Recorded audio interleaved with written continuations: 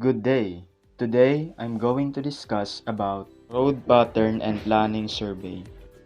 Sa topic na ito, i-discuss natin ang mga types ng road patterns and their advantages. Aalamin din natin kung ano ang mga napapaloob sa planning surveys. In order to have proper management of traffic and to interconnect branch roads with the main roads, an engineer utilizes road pattern. To reduce the time and distance to reach a destination place is the purpose of road pattern. As this increases the response time, it is very important for emergencies. For instance, there is an accident. Ambulance can respond quickly. So road patterns is composed of different types that plays vital role in management of traffic.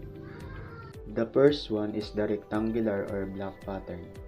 As you can see in the illustration, the whole area is divided into rectangular blocks. In addition, the branch roads intersect with each other at right angle. The main roads also is wide enough compared to branch roads, and the main road always passes through the center and must have a direct approach outside the city.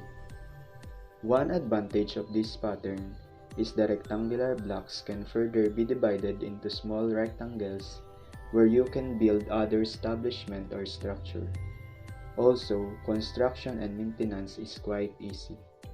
On the other hand, the disadvantage of this pattern is inconvenience, as the perpendicular junction increases the rate of accidents due to poor visibility. Next is the radial or star and block pattern. When we say radial, it is network of roads radiating from the center outwardly. The central area is either a business center or an important public building. You can find the block pattern network of roads in between the radial main streets. As it reduces the level of congestion, it is less risky. There are also several options or alternative roads if one radial road is blocked. However, it lacks safety facilities which sometimes makes it inconvenient. The next one is the radial or star and circular pattern. Just like the previous pattern, the main roads or the radial roads radiates from the central point. The difference is, in this pattern, concentric roads are connected to radial roads that is also radiating outwardly. The advantage of this pattern is safety and efficiency. Safety because vehicles travel in the same direction, and efficient because it reduces fuel consumption as it improves the traffic flow.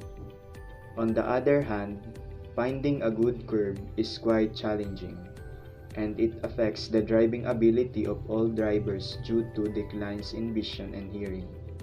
Also, proper provision of traffic signal, road marking, and lighting are important to make the drivers alert. Next is the radial or star and grid pattern. Just like the previous pattern, a radial network of roads radiates from the center outwardly. The difference is, main radial streets are interconnected by providing a grid pattern. The advantages of this pattern are the efficiency of land usage and unit density, improving of traffic flow, and providing high safety to vehicles with a high proportion of three-way intersection. On the other hand, it has high construction costs because extra traffic signals, markings, and lightings are needed. The next one is the hexagonal pattern, in which the area is divided into hexagonal patterns. As you can see, three roads meet at the side of the hexagons, which requires proper provision of traffic signs, markings, and lightings to avoid accident. The last one is the minimum travel pattern, in which the city center is connected with suburban center and neighborhood center by the road, which required minimum or the shortest roads connected to the city center. This pattern reduces potentially serious crashes by proper provision of traffic sign, pavement markings, and lighting. Planning survey. Planning survey is the field of surveys required for collecting the fact-based data. So, highway planning phase includes assessment of road length requirement for an area and the preparation of master plan na pinapakita ang pagbabago ng plano in 1 or 5-year plan. So, sa pag-identify ng road length requirement, gagamitin natin ang formula na total cost which is equal to the unit rate times the road volume. Ang road volume is the product of length, width, thickness. Kung given ang budget at unit rate, maaari nating malaman ang road length. The planning survey also is consist of the following: economical, financial, traffic or road use studies, and engineering studies. So, sa economical studies, we are focused on the population of the area as well as the listing of agricultural and industrial development. Sa financial studies naman, we are focused on the source of income, living standard, and taxes. Sa traffic or road user studies, we are mainly focused on the situation of traffic, ang dami, paggalaw, mga dinadala at mga aksidente. Sa engineering studies, nakapokus tayo sa road life studies, location ng alignment studies, type of roads in use, maintenance problem, and soil and topography studies. We have 4 objectives of planning surveys. The first one is focused on providing safe, efficient, comfortable, and fast movements for goods and people. So, hindi magiging mahirap ang paggalaw ng tao at produkto at masisiguro natin na makakarating ang mga ito sa tamang oras. Napakalaga nito sa mga produkto na madaling masira. The second one is plan a road network for efficient traffic operation at minimum cost. The third one is plan for future requirement and improvements of road in view of development and social needs. And the last one is fix up data-wise priorities for development of each road link based on their utilities. Preparation of plans. Plan 1.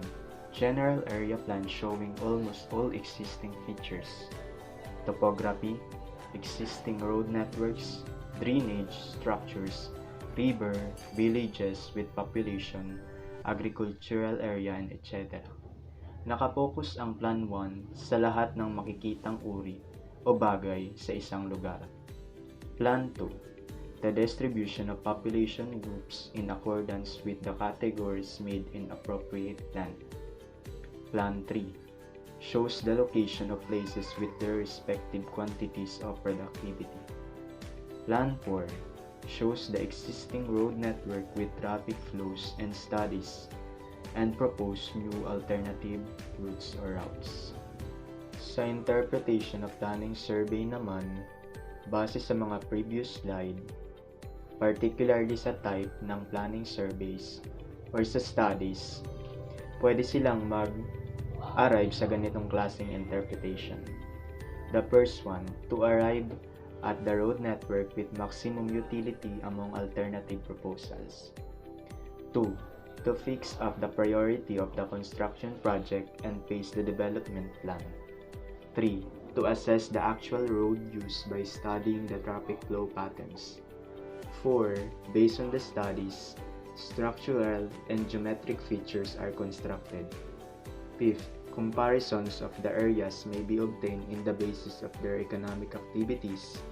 And 6. On statistical basis, the data obtained in fact-finding survey may be analyzed for the future trends in development of an area. Master Plan. Master Plan is the road development plan of a city. It is an ideal plan showing full development of an area at some future date. It helps in controlling the industrial, commercial, and agricultural and habitat growth in a systematic way. So, ang master plan is para lamang siyang prototype, pero makikita mo na talaga ang kabuuang plano para sa isang area. Meron ding stages of preparation ang master plan. So the first one is data collection. So what are the data to collect? So you need to collect the existing land use, industrial and agricultural growth, population, traffic flow, topography, and future trends. So the second stage is the preparation of draft plan. So you should invite suggestion and comments from public and expert. So it is very important to consult the comments or to identify the comments from public and expert. So the third stage is the revision of draft plan in view of the discussions and comments from expert and public. So after you've gathered information sa public and experts, you need to revise your draft plan. So the last one is the comparison of various alternate proposal of road system and finding out the sequence in which the master plan will be implemented.